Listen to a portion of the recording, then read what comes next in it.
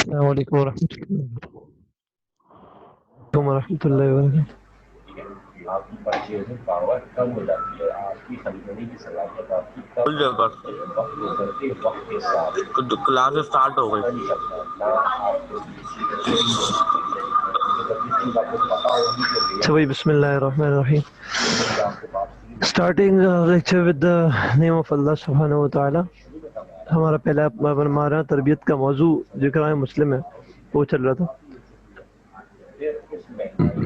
उसमें लोगों को तकलीफ से बचाने की फजीलत और अहमियत क्या हमने डिस्कस की थी अभी तक? आपका एम्प्लॉयर जो है वो आपके मिसाल के तौर पे 5% आपकी बेटे ये हमने डिस्कस किया था लोगों को तकलीफ से बचाने की फजीलत और अहमियत। आपकी इनकम इंक्रीज कर देता है 5%।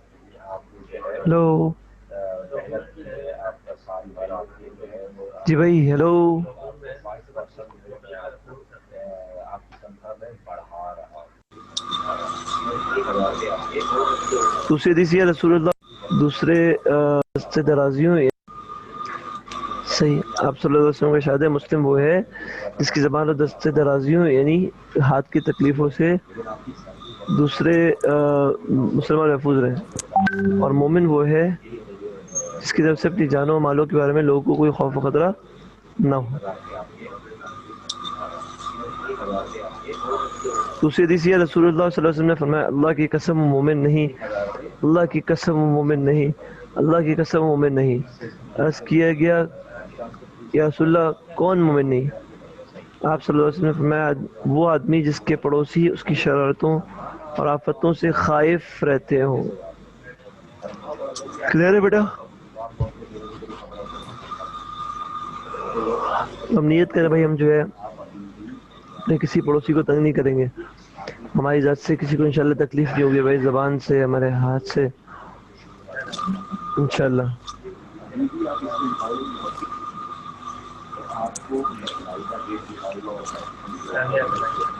ठीक है जी, अब हम आते हैं अपने जो है वो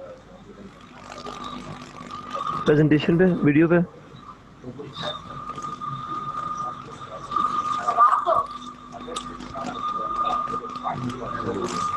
चलिए देखो हमने अभी तक क्वेश्चन नंबर इसका 9 किया था राइट।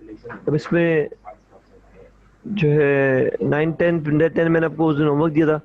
अब 4 क्वेश्चंस रह गए from which I will be doing 2 of them today. 2 हम करेंगे इंशाल्लाह, बाकी 2 जो है वो होमवर्क है। एक हम क्लास में कर लेंगे 12, वो मैं आपको क्लास में करवा दूंगा कि क्लास वर्क होगा, और 14 आपका होमवर्क। सही। तो आपका आपको याद हो तो हमने 5.14 में हमने लास्ट जो क्वेश्चंस किए थे, लास्ट के शुरू से स्क्वायर रूट निकालने के क्वेश्चन है। Square root of a polynomial using division method. Division method के जरिए हम जो है क्या निकाल रहे हैं? अभी क्या निकाल रहे हैं? हेलो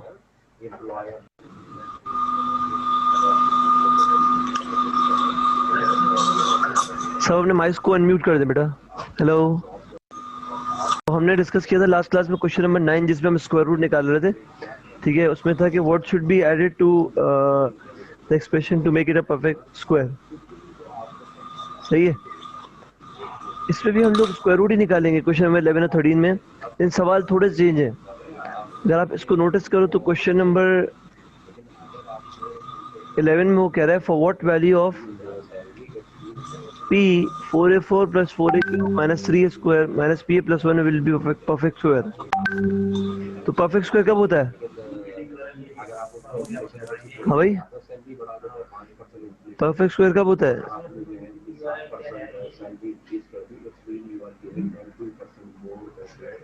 जब परफेक्ट स्क्वायर हम उसको कहते हैं कि कोई ऐसी टर्म हो जिसको मैं उसी टर्म से मल्टीप्लाई करूं तो वो जो है वो जो रिजल्टिंग टर्म होगी वो परफेक्ट स्क्वायर कहलाती है ना। अब 4 है, 4 2 का परफेक्ट स्क्वायर है, 9 जो है वो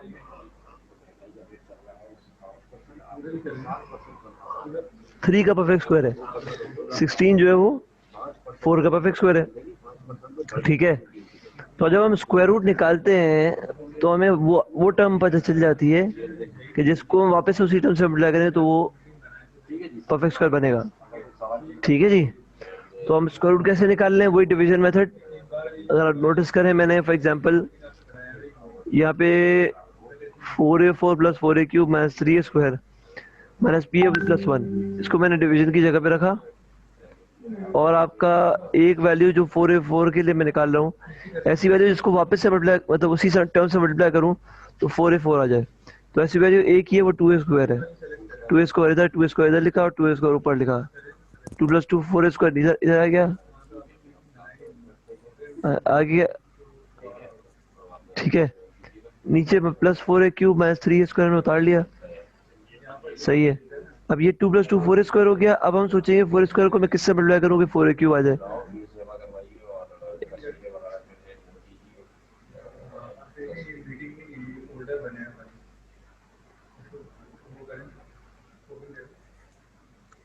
जी कौन, जियाउर रहमान बेटा आप उठा रहे थे, जियाउर रहमान आप हैंड रेज कर रहे थे। Ziaur Rahman, Ziaur Rahman, Ziaur Rahman.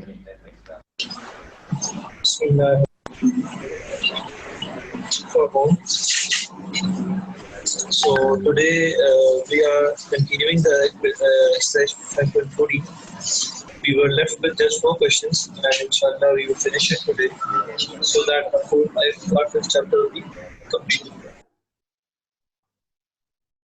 Question to make it a perfect square, variable b, in order to be in order for that expression to be a perfect square, right? So we will go on the same method. Yes, we will be can give 4a4. We will look for it. एक और term इधर भी आएगी। अब मैं 4a square में पता मैं किससे मल्टीप्लाई करूँगी 4a क्यूब आ जाए, तो मैंने a से मल्टीप्लाई किया। ये जब यहाँ लिखूँगा तो यहाँ पे लिखूँगा, यहाँ पे लिखूँगा। Same procedure will be going on, यहाँ तक कि हमें अपना रिमाइंडर मिल रहा है minus pa plus 2a। So again, if you remember, we have done such kind of questions in division of polynomials. यहाँ पे था कि भाई what should be added, what should be subtracted. तो यहाँ पे चीज है, जब हम स्क्वायर रूट निकालने वहाँ पे डिवीजन कर रहे थे, लेकिन स्क्वायर रूट भी हम डिवीजन मेथड से निकालते हैं, राइट? तो वहाँ पे ये बच गया माइनस pa प्लस 2। तो आपको पता है कि for a perfect square division करें तो आंसर 0 आना चाहिए। फॉर एग्जांपल 9 किसका परफेक्ट स्क्वायर है? 3 का। ठीक है, तो जब हम 9 को 3 से डिवाइड करते हैं तो हमारे पास 3 आंसर आता है, कोई रिमाइंडर नहीं बचता। इसी तरह इस पॉलिनोमियल को जब मैं डिवीजन कर रहा हूँ तो उसका रिमाइंडर आखिरी में 0 बचना चाहिए अगर ये परफेक्ट स्क्वायर है। तो सवाल इसका क्या है, फॉर वैल्यू p की क्या वैल्यू हो कि ये पूरा एक्सप्रेशन परफेक्ट स्क्वायर हो जाए।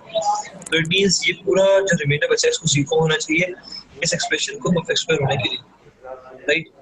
तो मैंने minus pa plus 2a is equal to 0 ले लिया। एक क्वेश्चन है प्लस 2 को वहाँ ले गया, माइनस 2 हो गया, माइनस माइनस कैंसिल हो गया और a और a कैंसिल हो गया। हमें p की वैल्यू बस गई 2। अब रख के चेक कर लो, यहाँ माइनस 2 हो जाएगा, p की जगह 2 रखोगे तो यहाँ माइनस 2 हो जाएगा, माइनस 2 प्लस 2 अगेन 0 हो जाएगा। तो एविडेंस में मैंने आपको बता दिया, बहुत सिंपल सा। इस क्वेश्चन में किसी को इशू है तो हम उसको डिस्कस कर लें। ठीक है, इसके बाद आप क्वेश्चन करेंगे क्वेश्चन नंबर 12। ये क्वेश्चन क्लियर है सबको? फर्स्ट वाला 11th वाला, कोई बात समझ में ना आई 11th क्वेश्चन में? बेटा कोई बात समझ में ना आई 11th क्वेश्चन में, किसी को तो हैंड रेज कर लें।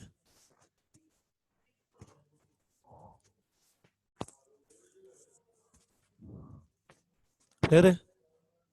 चलो गुड।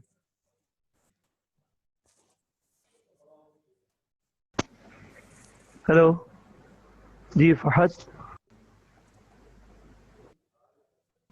जिसका माइक नहीं है वो छोड़। कोई मसला है इस क्वेश्चन में? मैं इसके बाद वाला क्वेश्चन एक्सप्लेन कर रहा हूँ, उसके बाद जूम की क्लास हो सकता है एंड हो जाएगा, जो उसकी लिमिट है। तो उसके बाद आप जो है ना 12 और 14 वो कीजिएगा, ठीक है? आप लोग सब जो है क्वेश्चन नंबर 12 और 14 कीजिएगा।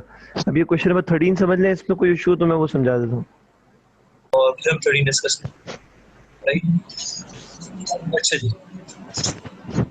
क्वेश्चन नंबर 13 में थोड़ा सा फर्क है। वहाँ आपके क्वेश्चन नंबर 11 में पूछ रहे हैं फॉरवर्ड वैल्यू ऑफ p, यहाँ पे पूछ रहे हैं forward value of p and q, right?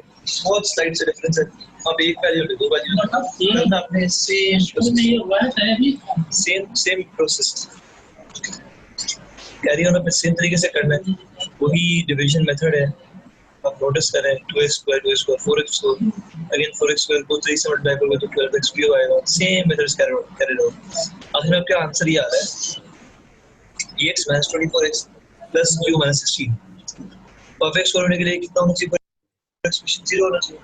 मैंने 0 से इक्वेट कर दिया। जब 0 से इक्वेट किया, 0 के इक्वल रखा, जैसे मैंने x कॉमन लिया q minus 16। अब 0 होने के लिए अगर ये शर्त क्या होगी कि p minus 24 0 होगा, तो ये पूरा एक्सप्रेशन 0 हो जाएगा, तो ये 0 हो जाएगा और q minus 16 0 हो जाएगा। ये दोनों एक्सप्रेशन होंगे तो आंसर को 0 आएगा। ठीक है, तो p minus 24 0 0 q minus 16 0 0, q की वैल्यू 16 है, p की वैल्यू 24 है। ये दो वैल्यूज देखो बेटा, हम लोग अभी जो ये जो रिमाइंडर्स बच रहे हैं, बेसिकली हमें चाहिए वो वैल्यू जिसकी वजह से ये पूरा एक्सप्रेशन परफेक्ट स्क्वायर बन जाए, राइट? तो परफेक्ट स्क्वायर तो जब भी बनेगा ना कि जब हम उसको डिवाइड करेंगे। फॉर एग्जांपल 16 परफेक्ट स्क्वायर है 4 का, जब 16 को डिवाइड करते हैं 4 से तो कोई रिमाइंडर बचता है? डेफिनेटली कोई रिमाइंडर नहीं बचता। तो रिमाइंडर 0 होना चाहिए, तो आपका वो एक्सप्रेशन जो है वो परफेक्ट स्क्वायर बनेगा। अब रिमाइंडर 0 करने के लिए हम लोग ये कंडीशन यूज कर रहे हैं कि जो रिमाइंडर बचेगा उसको इक्वल टू 0 यूज करेंगे। ऐसी बात है, परफेक्ट स्क्वायर के लिए ये शर्त है। ठीक है, हमने इधर भी ये किया। लास्ट क्वेश्चन जो हमने फर्स्ट क्वेश्चन नंबर 9 किया उसमें भी ये किया। क्वेश्चन नंबर 13 में भी आपके पास पी ओ क्यू की वैल्यूज निकालनी है, तो हम रिमाइंडर को 0 ही करेंगे, प्लेस करेंगे, फिर उसके बाद पी ओ क्यू की वैल्यूज निकालेंगे। ठीक है, इस कंडीशन को यूज करते हुए। तो अभी भी बेटा किसी को कोई मसला हो इन दो क्वेश्चंस में या इस एक्सरसाइज में, तो you can ask for me. भाई क्लियर है ये चीज़ें? ये जो क्वेश्चन है सबको क्लियर है बेटा? प्लीज़ अगर कोई बात नहीं समझ में आई तो you can raise your hand, you can ask question. ये सारे क्वेश्चन सबको क्लियर हो गए? हाँ बेटा, anybody having any kind of issue in these questions?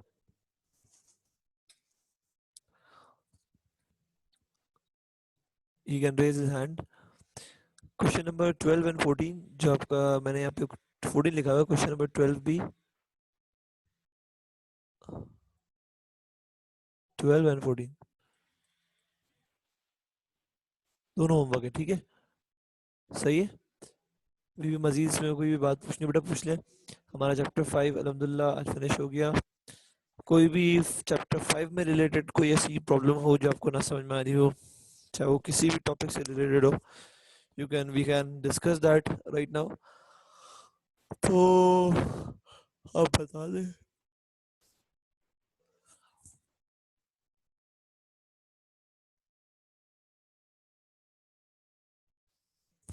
सब सो रहे हैं क्या भाई? हेलो,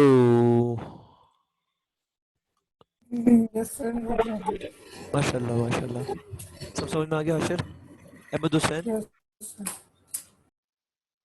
अहमद हुसैन बेटा, सही, इनका ही माइक खराब है। हाफिज शेरियार, मुजफ्फर जमील, जुबैर, उमर तारिक, क्लियर है बेटा?